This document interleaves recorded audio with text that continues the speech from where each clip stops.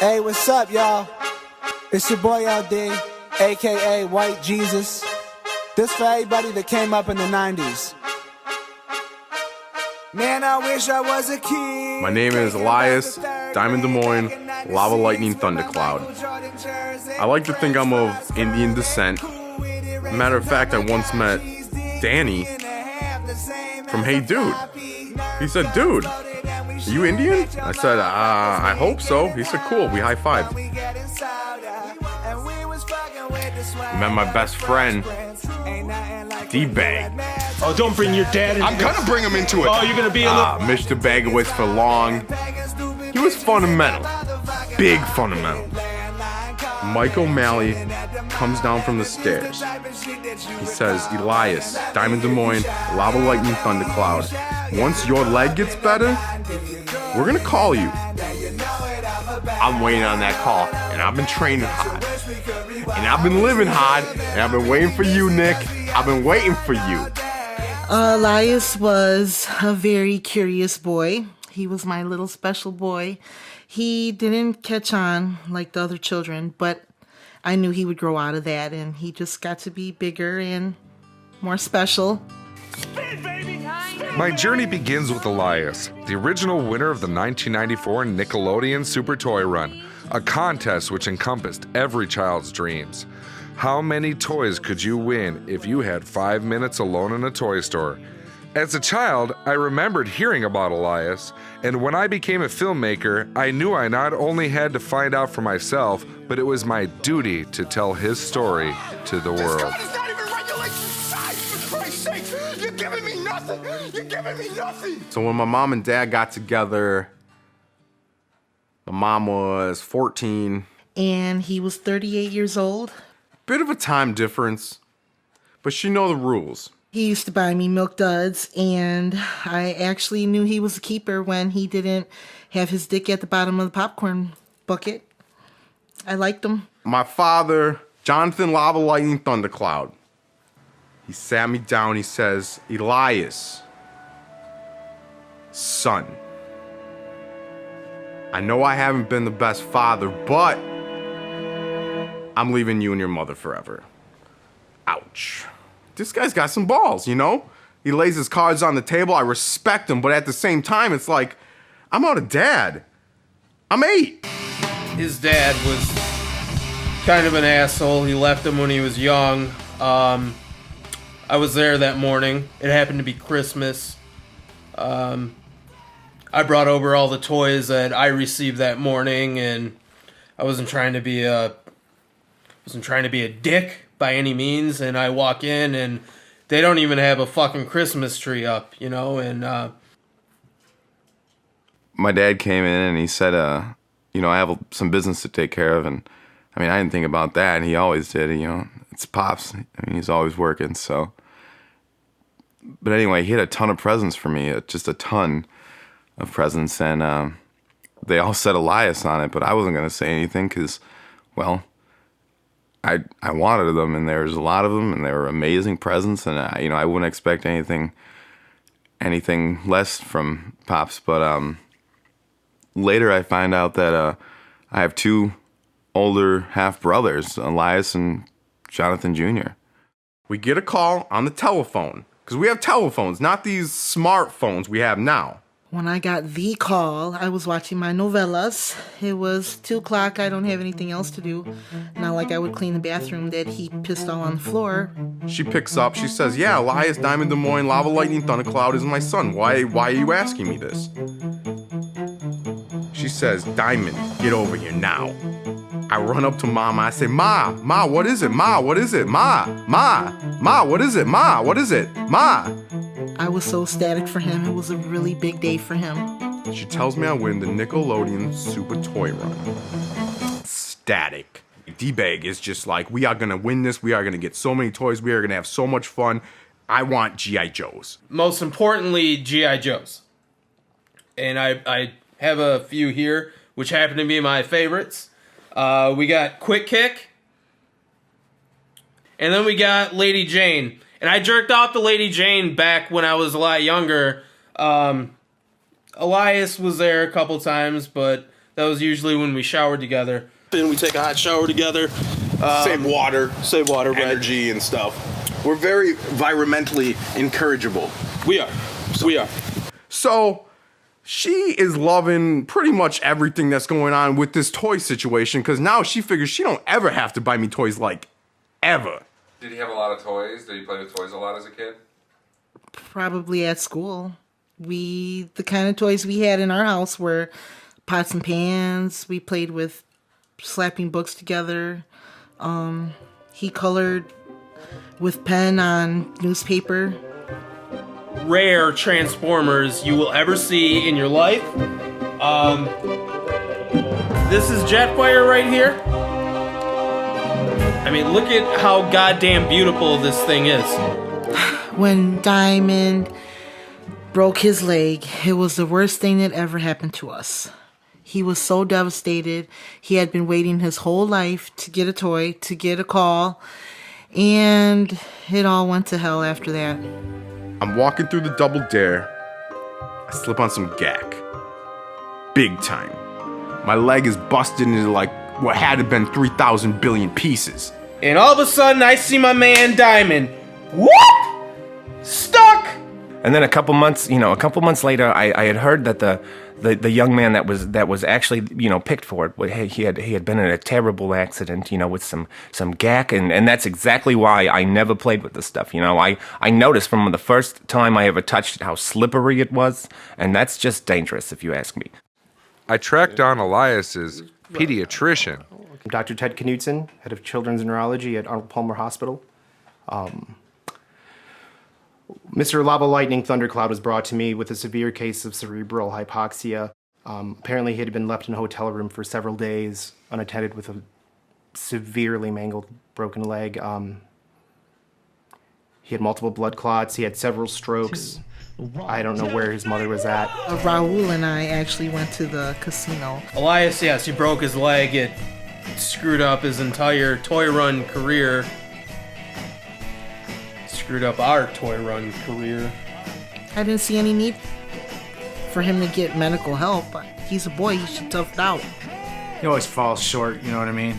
Kind of, especially when he broke his leg before he even got to get some toys, But, I digress, that was the summer me and the old man, we rebuilt the 78 Bandit car, it was a SW56 code, gorgeous car. In fact, we found out after the fact, and we were in Vegas looking for a hooker that looked just like Sally Field for a photo shoot we were going to do. It was going to be awesome.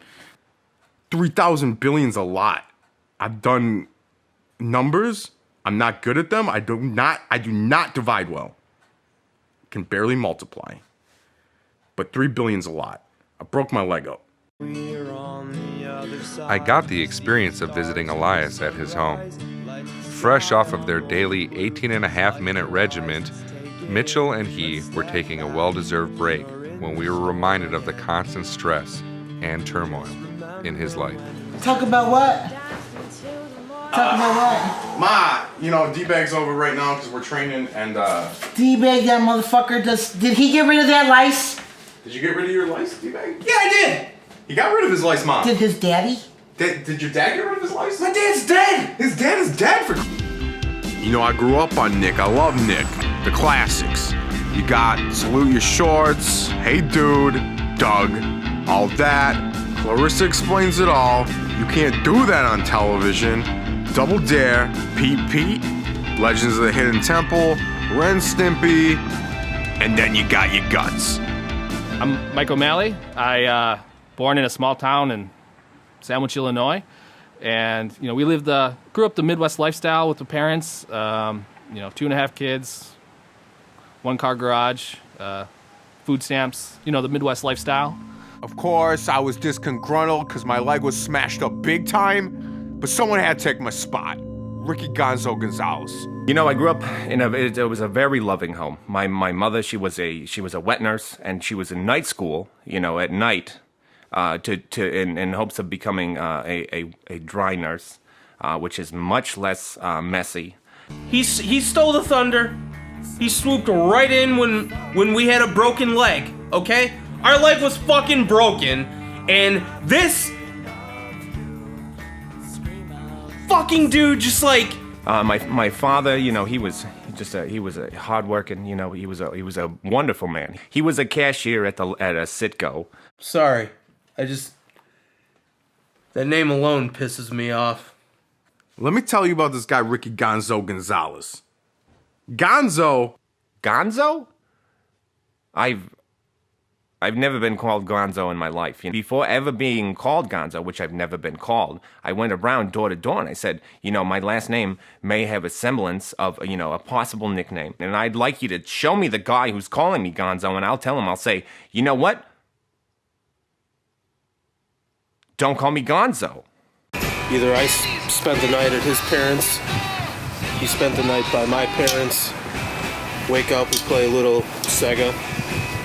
The classics. Then we start drinking at about, what, 11:30? Yeah. Where did you get the idea that he was going to get another shot? The asshole producers told him that they would be calling him, and he's been holding on to those words for years and years. Me and D-Bag, we've been training for like 20 years. I have seen him train, and it's, you know, I'm just really, really happy that he's pursuing what he really wants to, because I feel like that's one of the more important things to do. They both think that what they're doing is really training. I think they're fucking off and drinking all day long. All right, so basically our training process, Diamond starts out with the 3-pound weights. From that, we kind of move on to This weight, 25 pounds, guess what? feels like 24. 24. and up, and up. Don't breathe. Don't breathe. I'm telling you, don't breathe. Hold it. Hold. Drop it. So I reluctantly answered the phone, and I at first I thought it was like a telemarketer or something like that, and they said, "Is this Ricky Gonzalez?" And I said, "Well, yeah. Well, of course it is. You know, who else would it be? You know?" And they said, "Well, this is Nickelodeon Studios, and we've chosen you." So, you know, they told me that, and I said, "Okay, I will start preparing right now." And then we hung up. We got the Chevron 45X, otherwise known as the Chevron 45X2. See that? See that wobble? That's off-road. That is off-road. So, off-road. It works really well in the toy stores that have the little spaces in between the tiles. It kind of just meshes. when you're doing with the G.I. flow. Joes, Up. when you're doing G.I. Joes, Pick it up. Higher. do not breathe. You don't breathe this time. I'll breathe. Now I'm not gonna breathe and you breathe now. And now I'm about to start a tutorial on training and doing. Mitch. Now you get out of that. Mitch. You can get any toy you want. Let's go, baby. Okay. Get out. We're doing it. Get out. Get out of that thing. Get out. Stan, you must be thinking of something else. As far as I know, every kid, you know, audition. You know, Mike O'Malley. Ask anybody. Ask Leslie Diamond, Des Moines, Dallas, Dakota. That when Mike O'Malley takes you in his office, and he sits you on a couch, and there's a camera rolling beyond, and he looks at you and he says, "Hey kid, I hear you want to be a star." You know, and of course, you know, I mean, obviously, that was really the off-shooting point of my career. Is that moment, you know? That's when I really start pounding his ass. Big Hard. time. Very big time. Pounding his ass. Now, you don't mean that literally. Yeah. Literally. Absolutely. I will pound his ass Figuratively, until it too. hurts.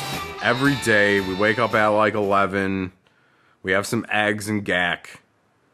We start drinking, we start training. We train for like 15, 20 minutes. You got it. Don't breathe. I'm feeling air out of that nose. Don't breathe. You ready? Down. Yeah. Ma, you're spilling everywhere. You're drunk out of your mind, for Don't Christ's fucking sake. worry about it. You worry about the Ma, bitch this is my kids. friend, Ma. That's fine. Ma! D-Bag, it's cool. She's on her. I think she's on. You on your period? Or are you too old now? Are you looking in my drawers again? You're counting my goddamn maxi pads in the drawers again? What the fuck? We were playing Stormtroopers. Oh, check this out. That's Pete Venkman.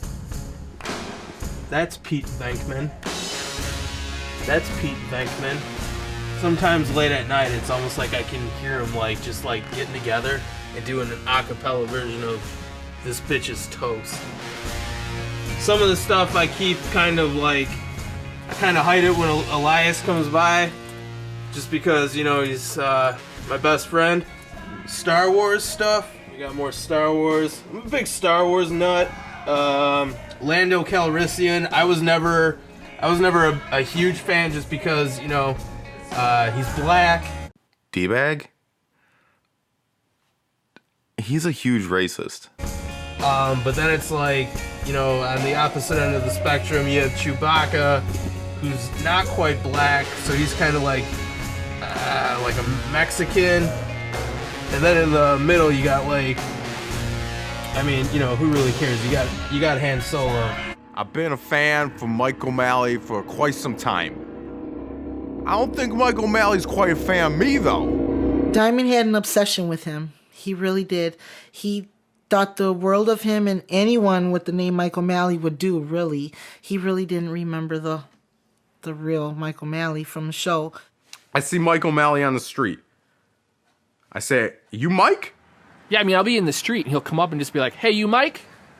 Yeah. He says, "Yes." I say, "You Mike O'Malley?" Are you Mike O'Malley? Sure. And then he runs off laughing. I don't know what his deal is. He says, "Yes." Elias doesn't know that it's not really him, okay? He's my best friend, okay? And his dreams are gonna get crushed. D-Bag, what are you talking about?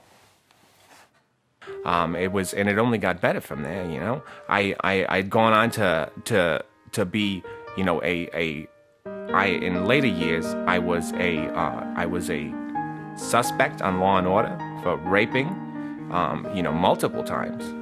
My agent actually told me that I could have a very successful career as a rapist, you know. I mean, I don't know what it is, but perhaps it's just, you know, I'm a bit of a method actor, you know. I really get into my roles, you know. You know, and then when it comes to raping, that's no laughing matter, you know. That's something that it takes a lot of hard work, you know, to be able to play somebody that you know, rapes people for a living. For some seats, we were doing the Sparkle Wagon, you know, the sin bin, and he had some from an old panel van he had laying around. But great actor though, that guy. Law and Order, I don't know how he didn't get nominated for a role. Yeah, I don't know. It's up to you. Do you think the hat looks good? Is that him right there? Right there. Where?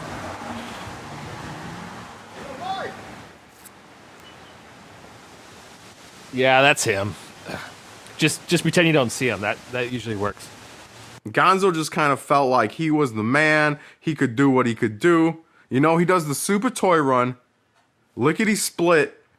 He's assistant manager of a Popeyes. So now I'm an assistant manager, you know, and they don't just pick anybody for that, you know.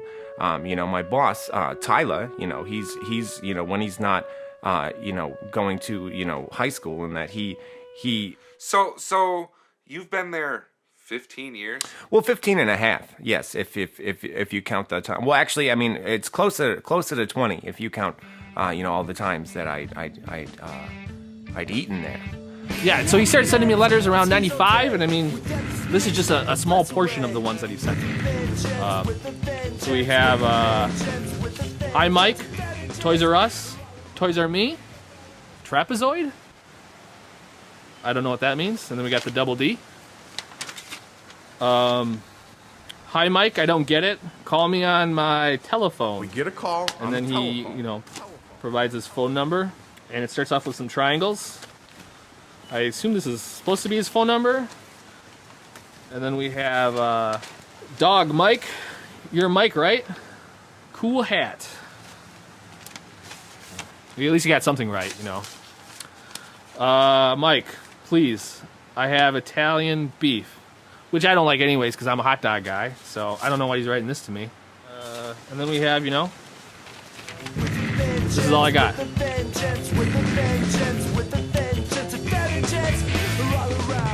And you know, and after your 15th year as a janitor, you know, it's you realize that you've really developed some tenure and you're ready to take it to the next level, you know? And I'd say the assistant manager position.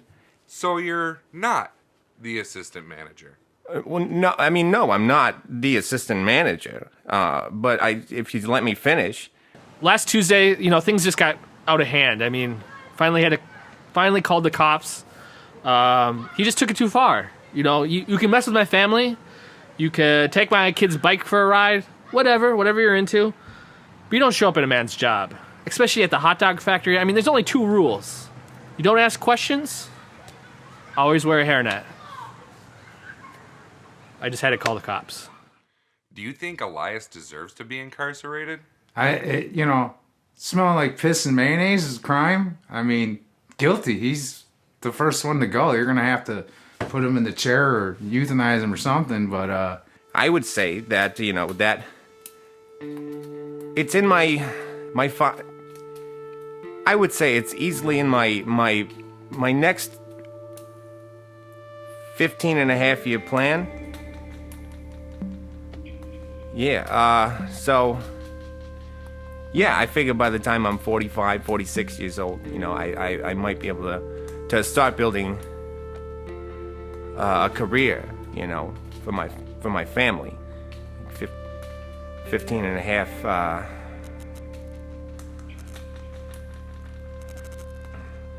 Do you have any other questions?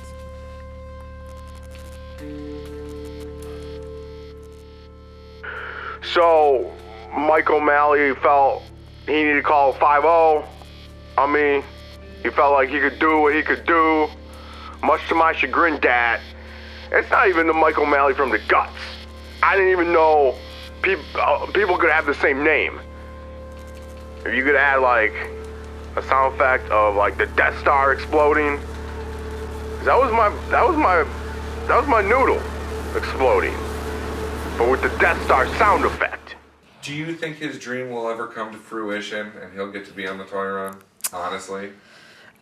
Actually, I do not think that they will ever call him. He's wasting his life. Yeah, he's fucking retarded. I really hate to use the word retarded nowadays because, you know, you're probably going to get a bunch of emails, people crying, oh, he said he's retarded. Well, he was waiting for Nickelodeon to call him for 20 years. That's not retarded. I don't know what is. Fuck. Me and the old man are running around doing blow, looking for Sally Field lookalikes? Come on. No comparison. So listen up if you're listening, I'm about to explain it all. I'm no longer a wild and crazy kid. I'm not afraid of the dark. So the world better stop treating me like a rugrat. I'm an adult living in a modern life, and I've had a huge wake-up call that says, hey dude, don't just sit there. You gotta pick yourself up. Think fast, and show the world you got guts. What's this gonna mean? Like I end up with gack in my face? I don't know. When I finally get my call, I'm gonna attack them aisles like a real monster. I know I'm up for the physical challenge.